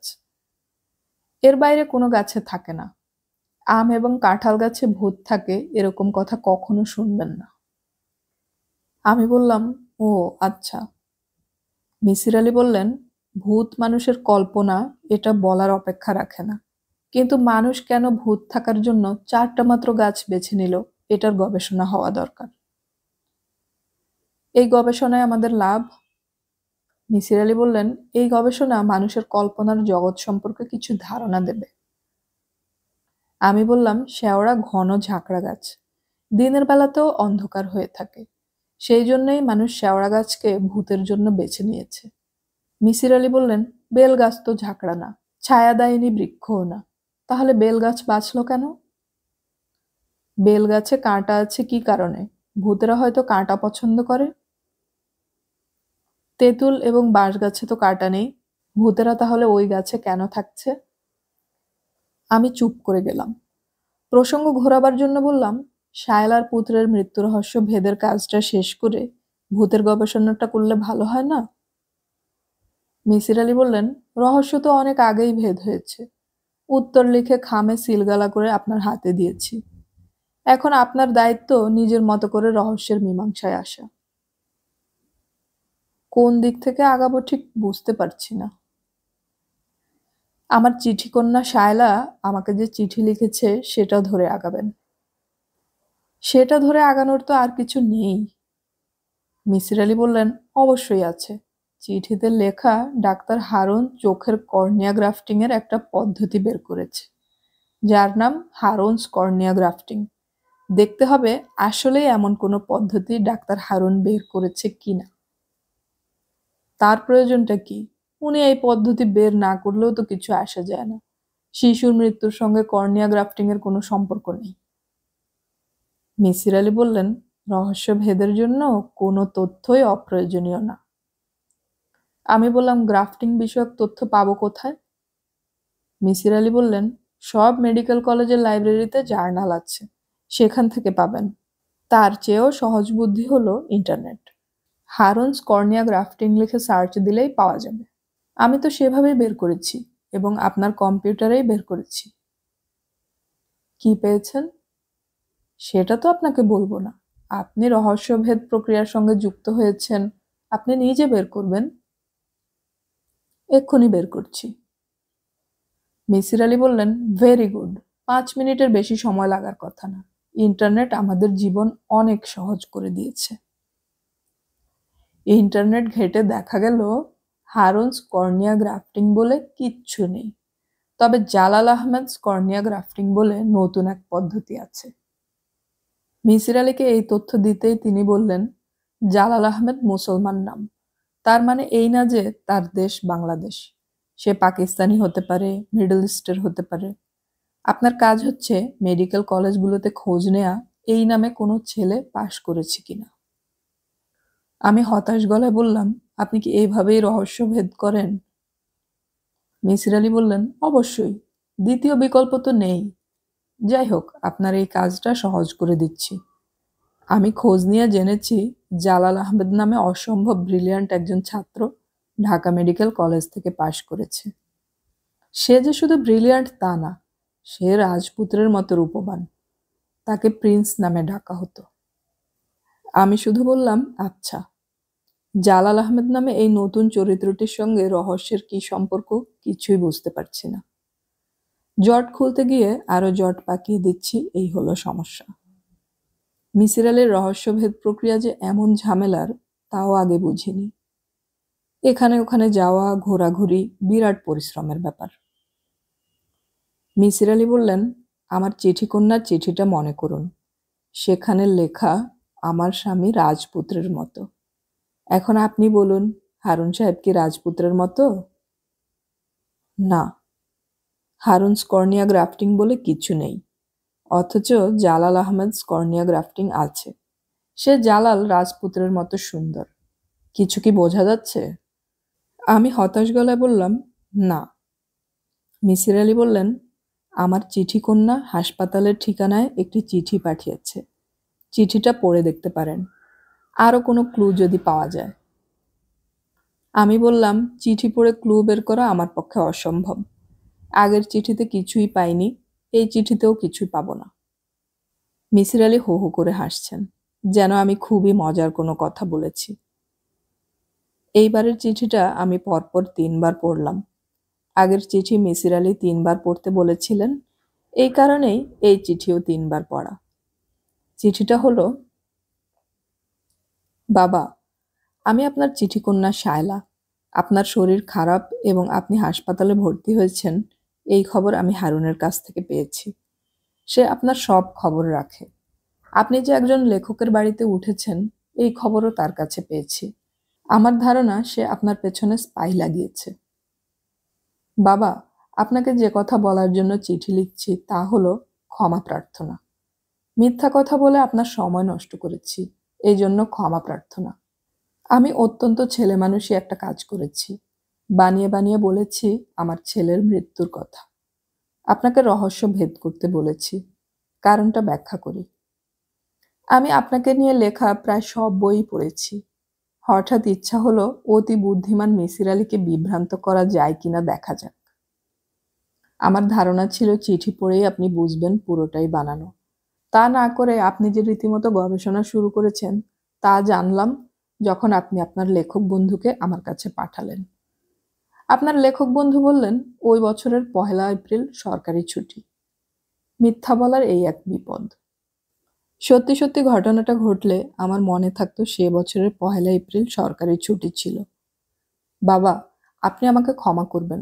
আপনাকে বাবা ডেকেছি, কাজেই কন্যা হিসেবে ক্ষমা পেতে পারি। আমার ইচ্ছা ছিল হাসপাতালে আপনার সঙ্গে দেখা করার, চক্ষু লজ্জায় যেতে পারিনি। বাবা, আপনি আমাকে যদি ক্ষমা করেন তাহলেই একদিন এসে আপনাকে দেখে যাব। আমার এতই খারাপ লাগছে, ইচ্ছা করছে পটাশিয়াম সায়ানাইড খেয়ে মরে যাই। ইতি চিঠিকন্যা শায়লা। 3 বার চিঠি পড়ার পর আমি বললাম, আমি যা ভেবেছিলাম ঘটনা তো সেরকমই, মামলা ডিসমিস। মিসির আলি গম্ভীর গলায় বললেন, মামলা মাত্র শুরু, ডিসমিস মোটেই না। আমি মেয়েটিকে সোমবার সন্ধ্যায় আসতে বলেছি, রাতে আমাদের সঙ্গে খেতে বলেছি। এর মধ্যে আপনাকে একটা কাজ করতে হবে। জালাল আহমেদের একটা ছবি জোগাড় করতে হবে। কোত্থেকে করব? আমি বলে দিব কোত্থেকে। আর কিছু করতে হবে? ডাক্তার হারুনের সঙ্গে ভূত বিষয়ক একটা মিটিং। আপনি তাকে ভূত বিষয়ক নানান তথ্য দেবেন। আমি বিস্মিত হয়ে বললাম, ভূত বিষয়ে আমি কি তথ্য দেব? আমি তো কিছুই জানি না। মিসির আলি হাসি মুখে বললেন, আমি শিখিয়ে দেব। এতে লাভ কি হবে? পরকালে বিশ্বাসী লোকজন মৃতদেহের সঙ্গে যোগাযোগের জন্য অনেক কর্মকাণ্ড করে, যেমন প্ল্যানচেট, চক্র। আমি শুধু জানতে চাই তিনি মৃত কোনো মানুষের সঙ্গে যোগাযোগের চেষ্টা করছেন কিনা। আমি বললাম, ভূত প্রেত বিষয়ক আলোচনায় আপনি থাকবেন তো? মিসির আলি না সূচক মাথা নাড়লেন। ভাবলেশহীন গলায় বললেন, পুরো প্রক্রিয়াটি আমি আপনাকে দিয়ে করাতে চাই। নিজে নিজে রহস্যভেদ করতে চাচ্ছিলেন, সেই সুযোগ করে দিচ্ছি। তবে এখনো সময় আছে। আপনি যদি সরে আসতে চান, সরে আসবেন। আমি সরে আসতে চাই না। ডাক্তার হারুনের সঙ্গে ভূত বিষয়ক আলোচনা তেমন জমল না। তিনি সেদিন কথা বলার মুডে ছিলেন না। তবে তিনি বললেন, রবীন্দ্রনাথের মতো তার নিজেরও প্ল্যানচেটের ওপর অগাধ বিশ্বাস। তার মা জীবিত থাকার সময় মার সঙ্গে অনেকবার প্ল্যানচেট করেছেন। প্ল্যানচেটে সাধারণ মানুষের আত্মা যেমন এসেছে, বিখ্যাত ব্যক্তিদের আত্মাও এসেছে। প্রশ্নের জবাব দিয়েছে। বিখ্যাত ব্যক্তিদের মধ্যে আছেন রবীন্দ্রনাথ ঠাকুর, কবি সুকান্ত, নবাব সিরাজউদ্দৌলা। তার কাছ থেকে জানলাম তিনি এবং তার স্ত্রী শায়লা একবারই বসেছিলেন প্ল্যানচেটে। খুবই বাচ্চা একটা ছেলের আত্মা এসে উপস্থিত হয়। শায়লা এই ঘটনায় প্রচণ্ড ভয় পেয়ে অসুস্থ হয়ে পড়েন। এরপর তিনি আর কখনো প্ল্যানচেটে বসেননি। আমি বললাম, বাচ্চা ছেলেটা কি তার নাম বলেছে? হারুন বলেছেন, নামের আদ্যক্ষর বলেছে, বলেছে এস। আপনি নিজে উৎসাহী হলে আপনাকে নিয়ে একদিন বসবো। ভয়ের কিছু নেই। একটি বোতামে আমি এবং আপনি আঙুল চেপে বসবো। বোতামটা থাকবে উইজা বোর্ডে। আমি বললাম, উইজা বোর্ডটা কি? একটা কার্ডবোর্ড। সেখানে এ থেকে জেড পর্যন্ত অক্ষরগুলো লেখা, এক জায়গায় ইয়েস এবং নো লেখা। যখন বোতামে আত্মার ভর হবে তখন আত্মা কাঁপতে থাকবে। আত্মাকে তখন প্রশ্ন করবেন, আপনি কি এসেছেন? আত্মা তখন বোতামটা টেনে ইয়েসের ঘরে নিয়ে যাবে। এই হচ্ছে বেসিক প্রিন্সিপাল। বুঝেছেন? কিছুটা। কাছ থেকে না দেখলে পুরোপুরি বুঝবো না। একদিন রাতে মিসির আলি সাহেবকে নিয়ে বাসায় চলে আসবেন, হাতে কলমে দেখাবো। আমি বললাম, হাতে কলমে তো দেখাবেন না, আপনি দেখাবেন আঙ্গুল বোতামে। আমার রসিকতায় হারুন অত্যন্ত বিরক্ত হলেন। গম্ভীর গলায় বললেন, আজ আমি ব্যস্ত আছি, অন্য একদিন আসুন। আমি উঠে পড়লাম। ভূত বিষয়ক এই আলোচনা থেকে মিসির আলি কি উদ্ধার করবেন আমি বুঝতে পারছি না। বাচ্চা একটা ছেলের আত্মা এসেছিল যার নামের আদ্যক্ষর এস, এটা গুরুত্বপূর্ণ তথ্য হতে পারে। তবে আমি লক্ষ্য করেছি আমার কাছে গুরুত্বপূর্ণ সব তথ্যই মিসির আলির কাছে গুরুত্বহীন। এক্ষেত্রে হয়তো তাই হবে। মিসির আলি হয়তো আমাকে বলবেন, এখন আপনার কাজ হবে এস দিয়ে শুরু নামের তালিকা তৈরি করা। নবজাতকের নাম, এই জাতীয় বই জোগাড় করুন। এস দিয়ে শুরু নামগুলো আলাদা করে বড় একটা খাতায় লিখে ফেলুন। আমি লিখতে শুরু করব। সালাউদ্দিন, সালাম, শাহিন, সোহেল, শাহাবুদ্দিন, সাব্বির, সালমান, শিহাব, শুভ, সুলতান, সাবের। রাতে খাবার টেবিলে মিসির আলি সাহেবকে বললাম, আপনি আমাকে ছোট্ট একটা সাহায্য করুন। মিতির সঙ্গে বর্তমান রহস্যের সম্পর্কটা শুধু বলুন, বাকিটা আমি পারবো। মিসির আলি বললেন, মিতি বিভিন্ন ধরনের ভৌতিক গল্প বলে। তার প্রধান চেষ্টা সবাইকে বিভ্রান্ত করা। একজন ক্রিমিনালও তাই করে। ক্রাইমটা করার পর সে সবাইকে বিভ্রান্ত করতে চায়। এইটুকুই সম্পর্ক, এর বেশি কিছু না। এর বেশি কিছু না? না, এর বেশি কিছু না। যখন কোনো ক্রাইম সলভিং শুরু করবেন তখন এই ব্যাপারটায় মাথায় রাখবেন, ক্রিমিনাল আপনাকে বিভ্রান্ত করতে চাইবেই। ঝড় বৃষ্টি মাথায় নিয়ে বের হয়েছি। উদ্দেশ্য জনৈক জালাল আহমেদের খোঁজ বের করা। বৃষ্টিতে ভিজে ঠক ঠক করে কাঁপছি। আবহাওয়ার বড় ধরনের কোনো পরিবর্তন অবশ্যই হয়েছে। গরমকালের বৃষ্টির পানি এত ঠান্ডা হবে না। পানি বরফের চেয়ে ঠান্ডা হতে পারে না। কিন্তু পায়ে যে পানি পড়ছে মনে হচ্ছে তার তাপমাত্রা 0 ডিগ্রির অনেক নিচে। জালাল আহমেদের মা মারা গেছেন। বাবা একা বেইলি রোডের এক ফ্ল্যাট বাড়িতে থাকেন। বাড়ির দারোয়ান আমাকে কিছুতেই ঢুকতে দেবে না। তার একটাই কথা, কারোর দেখা করার অনুমতি নাই। পুলিশের আইজি আসলেও নাই, মন্ত্রী মিনিস্টার আসলেও নাই। অনেক ঝামেলা করে জালাল সাহেবের বাবার সঙ্গে দেখা করার অনুমতি পাওয়া গেল। বৃদ্ধ অত্যন্ত সন্দেহবাতিকগ্রস্ত। তিনি আমাকে শীতল গলায় বললেন, আমি আপনাকে চিনি না, জানি না, কোনোদিন আপনার সঙ্গে দেখাও হয়নি। আপনাকে আমি আমার ছেলের ছবি কেন দেব? আপনি তো অনেক দূরের কথা। আমি তো আমার আত্মীয় স্বজনকেও কোনো ছবি দেব না। আমার ছেলে মারা গেছে, ধরে নিন তার ছবিও মারা গেছে। আপনার ছেলে মারা গেছে তা তো জানতাম না। কবে মারা গেছে? কবে মারা গেছে জেনে কি করবেন? মিলাদ পড়াবেন? কুলখানি করবেন? অনেক কথা বলে ফেলেছি, যান বিদায় হন। ভেজা শরীরে সোফায় বসেছেন, সোফাটা তো নষ্ট করেছেন। সরি। এখন সরি বলে কি হবে? ক্ষতি যা হবার তো করেই ফেলেছেন। আমি হতাশ হয়ে দেয়ালের দিকে তাকালাম। দেয়াল ভর্তি এক যুবকের নানা ভঙ্গিমার সুন্দর সুন্দর ছবি। রাজপুত্রের মতো রূপবান সেই যুবক বসার ঘরের দেয়াল আলো করে রেখেছে। এই যুবক যে জালাল আহমেদ তাতে সন্দেহ নেই। একটি ছবি এত সুন্দর যে সেই ছবি দিয়ে ক্যালেন্ডার করা যায়। যুবক জাহাজের ডেকে দাঁড়িয়ে আছে, তার পেছনে নীল সমুদ্র। যুবকের চোখে বিষণ্ণতা, তার হাতে একটা মগ। মনে হচ্ছে সে মগে করে কফি খাচ্ছে। আমি বৃদ্ধের দিকে তাকিয়ে বললাম, আপনার ছেলের ছবি? বৃদ্ধ দাঁত মুখ খিচিয়ে বললেন, আমার ছেলের ছবি না, পাড়ার ছেলের ছবি। পাড়ার ছেলের ছবি দিয়ে আমি দেয়াল ভর্তি করে রেখেছি। আমি মুগ্ধ কণ্ঠে বললাম, পুরুষ মানুষ যে এত রূপবান হতে পারে এই প্রথম দেখলাম। মাইকেল অ্যাঞ্জেলোর ডেভিডের চেয়েও আপনার ছেলে সুন্দর। এই কথাতেই কাজ হলো। বৃদ্ধের চোখ থেকে কাঠিন্য মুছে গেল। সেখানে চলে এলো এক ধরনের বিষণ্ণতা। বৃদ্ধ বললেন, চা খাবেন? আমি বললাম, চা না, কফি খেতে ইচ্ছে করছে। জাহাজের ডেকে আপনার ছেলের কফি খাওয়া দেখে আমার কফি খেতে ইচ্ছে করছে। আপনার বাসায় কফির ব্যবস্থা কি আছে? বৃদ্ধ বললেন, অবশ্যই আছে। আমার ছেলে যে মগে করে কফি খাচ্ছে, সেই মগটাও আছে। ওই মগে করে খেতে চান? আমি বললাম, এত সৌভাগ্য আমি আশা করছি না, কফি হলেই আমার চলবে। বৃদ্ধ আমাকে মাথা মোছার টাওয়েল এনে দিলেন। ছেলের কফি মগেই কফি দিলেন। চোখ মুছতে মুছতে ছেলের মৃত্যুর ঘটনা বললেন। নিউ ইয়র্কের সাবওয়েতে ট্রেনের জন্য অপেক্ষা করতে করতে মৃত্যু। মৃত্যুর 10 মিনিট আগেও টেলিফোনে আমার সঙ্গে কথা হয়েছে। মোবাইলে টেলিফোন করেছে। আমি বাথরুমে ছিলাম, দৌড়ে এসে টেলিফোন ধরেছি। ছেলে বলল, বাবা কেমন আছো? আমি বললাম, ভালো। তুই কেমন আছিস? ছেলে বলল, আমি বেশি ভালো না। আমি বললাম, ভালো না কেন? শরীর খারাপ? ছেলে বলল, শরীর ঠিকই আছে, মনটা অস্থির। বাংলাদেশে চলে আসতে ইচ্ছা করছে। কতদিন বাংলাদেশের বৃষ্টির শব্দ শুনি না, ব্যাঙের ডাক শুনি না। আমি বললাম, দেশে চলে আয়। ছেলে বলল, বর্ষা শুরু হোক, তারপর আসবো।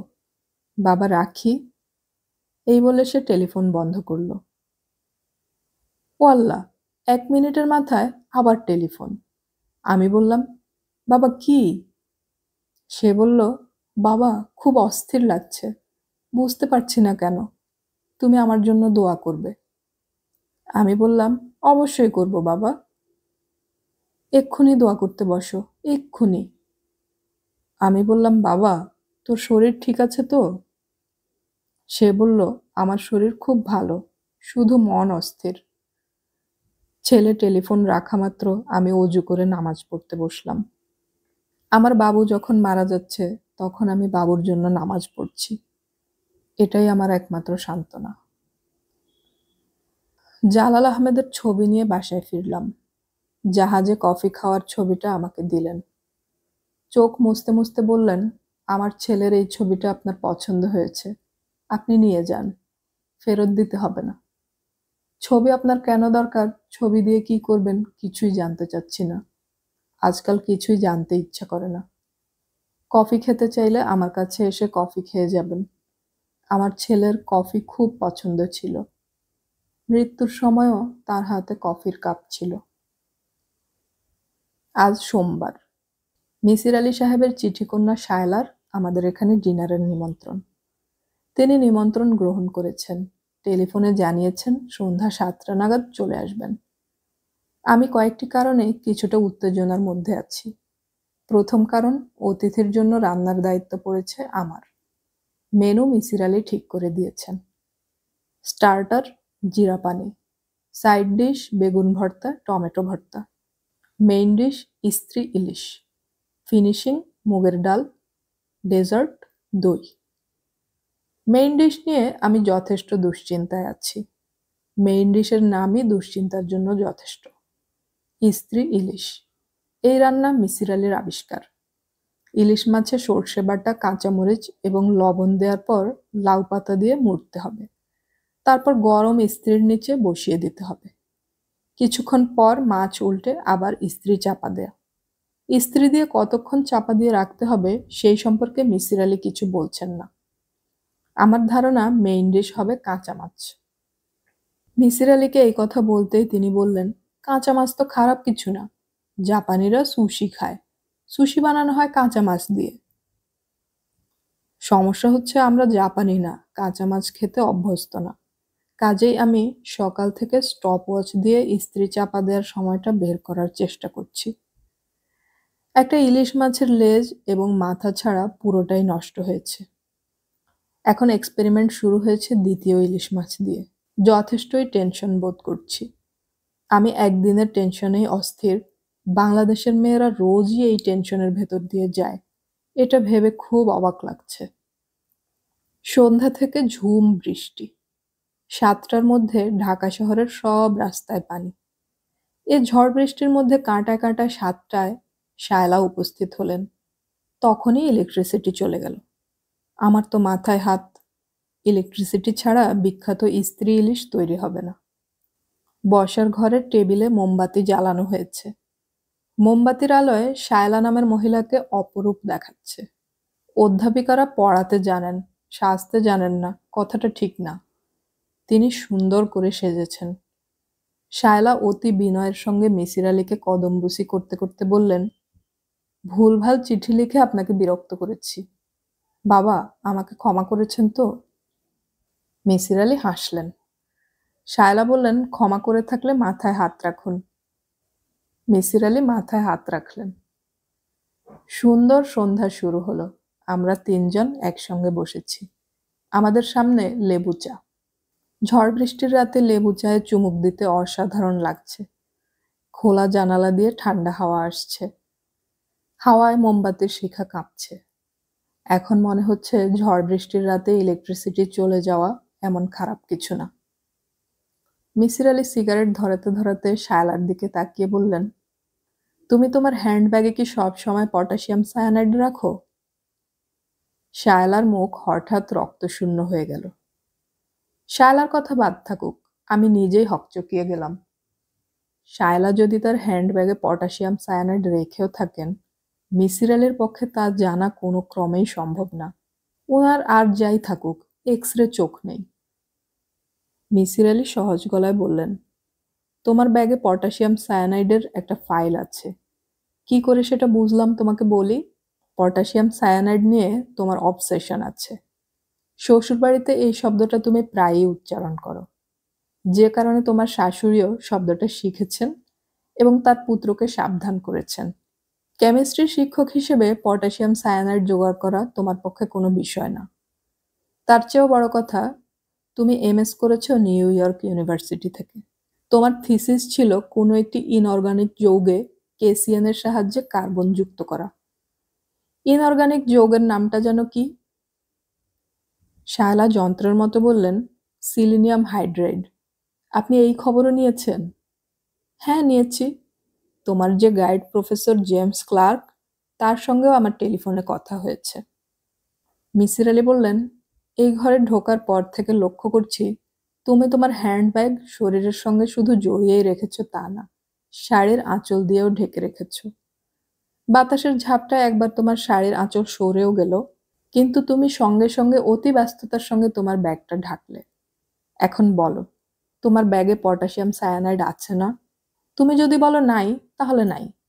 আমি তোমার ব্যাগ খুলে দেখব না। শায়লা বিড়বিড় করে বললেন, পটাশিয়াম সায়ানাইড আছে। ২০ গ্রামের একটা ফাইল আছে। চোখ কপালে ওঠার ব্যাপারটা বাগধারায় আছে। বাস্তবে এই ঘটনা কখনো ঘটে না। ঘটার সামান্য সম্ভাবনা থাকলে আমার চোখ কপালে উঠে থাকত।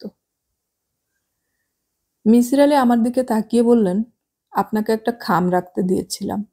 খামটা আজ খোলা হবে এবং খামে কি লেখা পড়া হবে। আমি খাম এনে নিজের জায়গায় বসলাম। মিসির আলি শায়লার দিকে তাকিয়ে বললেন, তুমি প্রথম চিঠিতে জানতে চেয়েছিলে তোমার পুত্র সাগরের হত্যাকারী কে। তা তুমি জানো। আমি জানি কি না? আমিও জানি। সেটা একটা কাগজে লিখে রেখে দিয়েছিলাম, তোমার সামনে একদিন খুলব এই আশায়। এখন খোলা হবে। শায়লা ছোট্ট নিঃশ্বাস ফেলে বিড়বিড় করে বললেন, ও গড। মিসির আলি আমার দিকে তাকিয়ে বললেন, কাগজে কি লেখা পড়ুন। আমি বললাম, কাগজে লেখা আ মারপ ত্রকন না। মিসির আলি বললেন, অতি সহজ সাংকেতিক ভাষায় লিখেছি। অক্ষরগুলো আগে পিছে করলেই মূলটা বের হয়ে যাবে। আমি লিখেছি, আমার পত্রকন্যা। আমি শায়লার দিকে তাকালাম, তার চেহারা ভাবলেশহীন। কি ঘটছে না ঘটছে তা যেন সেও ঠিক বুঝতেই পারছে না।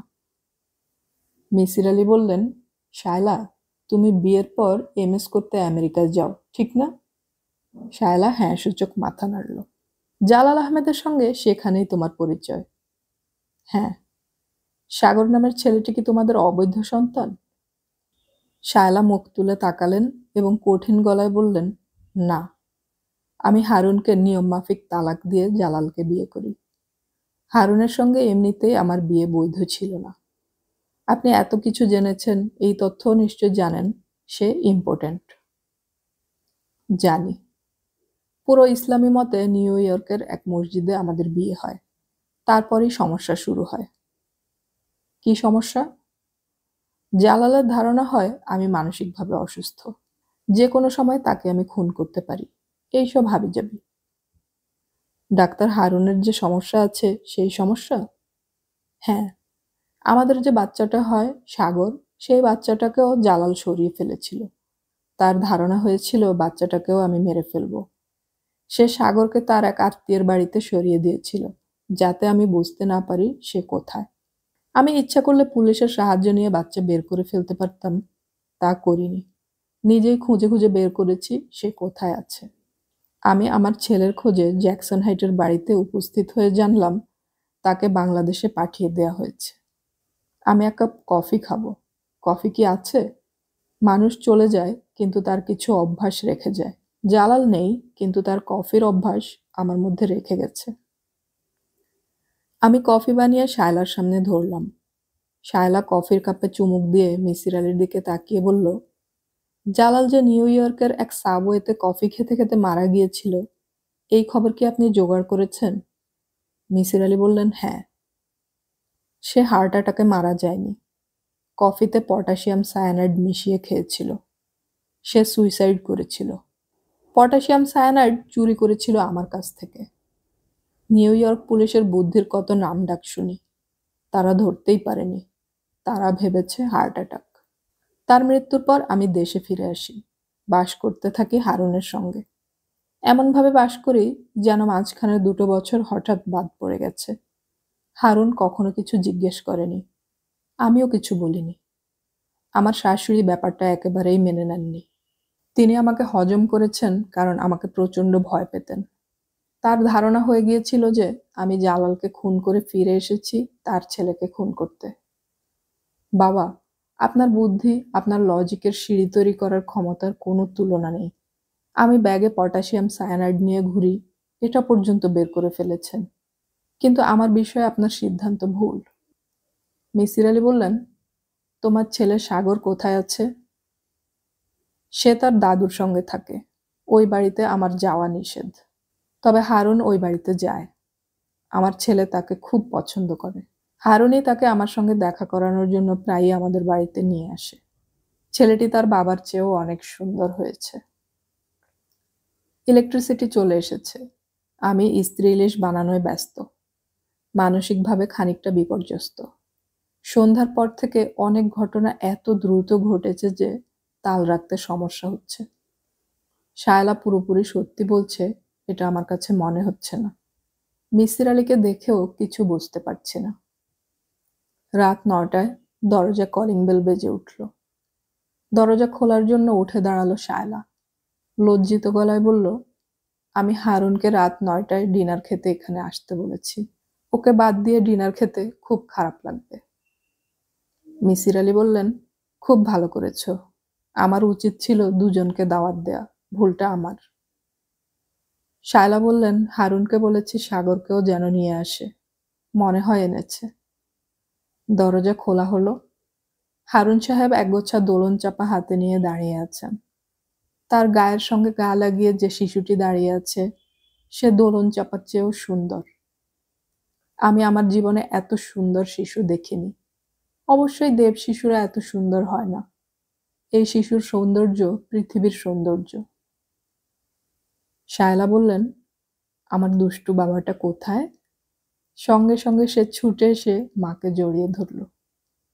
মিসির আলি বললেন, শায়লা, তোমার দুষ্টু বাবুটাকে একটু আমার কাছে আনো। তার মাথায় একটু হাত বুলিয়ে আদর করে দেই।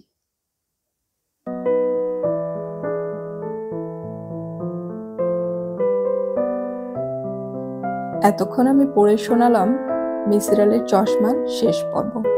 অডিও কথনে আমাদের গল্প পাঠ ভালো লাগলে চ্যানেলটি সাবস্ক্রাইব করে রাখুন এবং বন্ধুদেরকে শেয়ার করুন।